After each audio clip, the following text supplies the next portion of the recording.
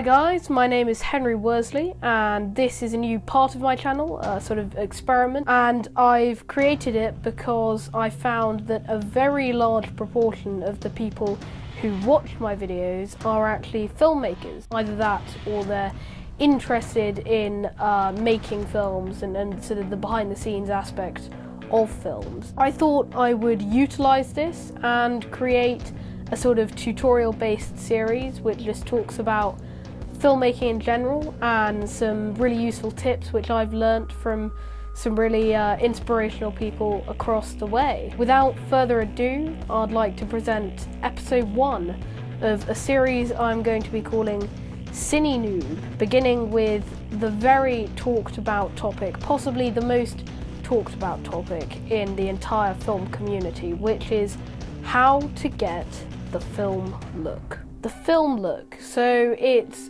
a hot topic. It's sort of divided into different definitions, but I think the most usual general definition is that it's just a cinematic image, a really nice looking image which you'd expect from some kind of Hollywood blockbuster film. And lots of people think how to achieve this look is purely by getting a really expensive, very good camera, and well, yeah, they think that that's it, but it's really not. I mean, the camera is very important, the editing software is very important, but essentially I think that the film look is created in camera. If you film a really bad image and then you bring it into editing, you can't fix it. There's this whole mentality of fix it in post, but that doesn't work.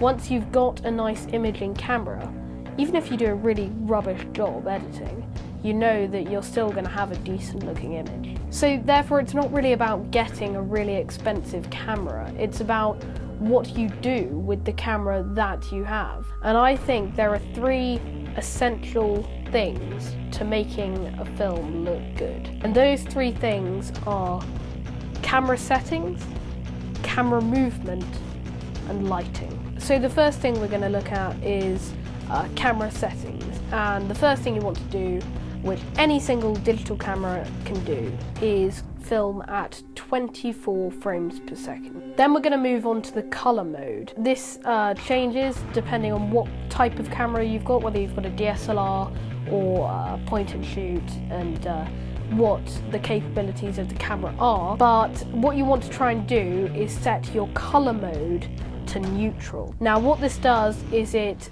basically drains the color, and when you're first watching this via your camera screen, you'll think, oh yeah, it looks rubbish, it looks really grey and dull.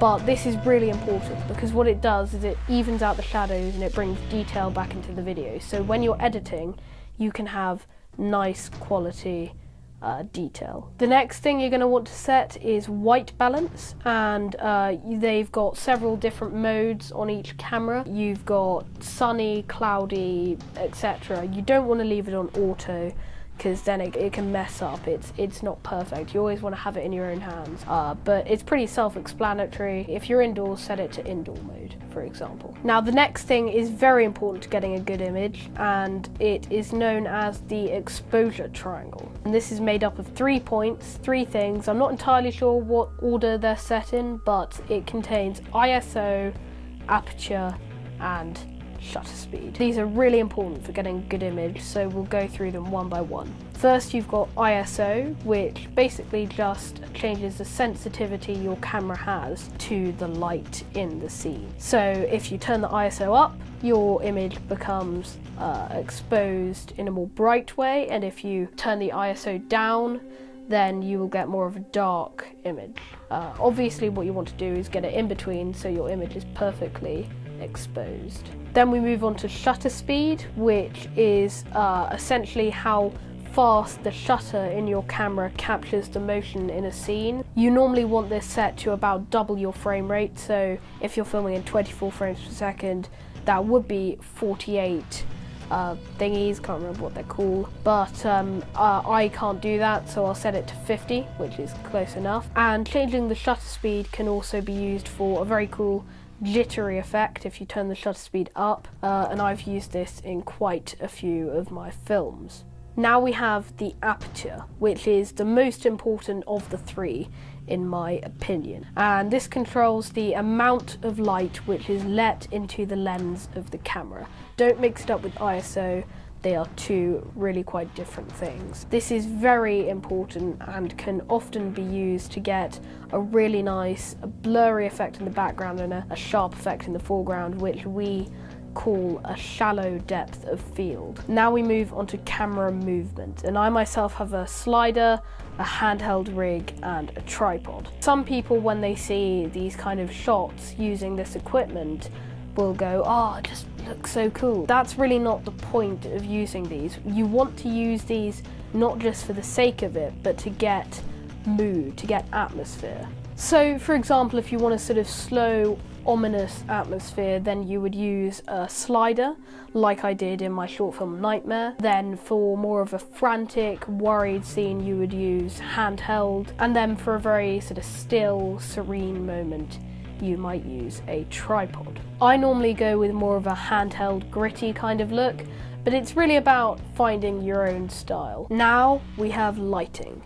And this is so often overlooked and so important. So pay attention to this. My lighting kit isn't great. It's nowhere near the level of a Hollywood backlot. But having just a few really quite cheap lights has helped me massively. I've got in my lighting kit an umbrella light, which is fluorescent, 3 light stands, an Aperture Amaran HR672S, which is a great LED light, and a smoke machine, which is really useful for diffusing colours, getting a really interesting atmosphere. Steven Spielberg uses it a ton in his films. So there's a lot to cover in terms of lighting, but I would recommend some tutorials from Film Riot, DSLR Guide, that kind of thing. But to sum it up, there's really one main style of lighting, and that is known as 3-point lighting. So this is made up of 3 lights, as you can imagine.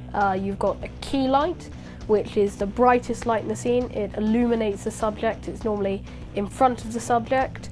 Then we have the backlight, which adds dimension, and I think is the most cool looking of the lot. If you can get backlight, because it just looks awesome. And then you've got fill light, which is just a fill in the shadows on the subject's face. Obviously you don't have to completely go with this style of lighting, it's just really a guideline in my opinion, a helpful one, but still a guideline. But the important thing to remember is that a video with good lighting is a trillion times better than a video with bad lighting. For example, I'm going to turn off all the lights I have on right now and show you how bad it looks. Yeah, it looks pretty rubbish, right? So that was a hell of a lot to cover, but if there's anything you'd like me to cover in more detail, or any new subjects to do with filmmaking that you'd like me to look at, please comment, like and subscribe. Most importantly, comment, just tell me, let me know, and yeah. Hope you enjoyed this, and I'll see you next time.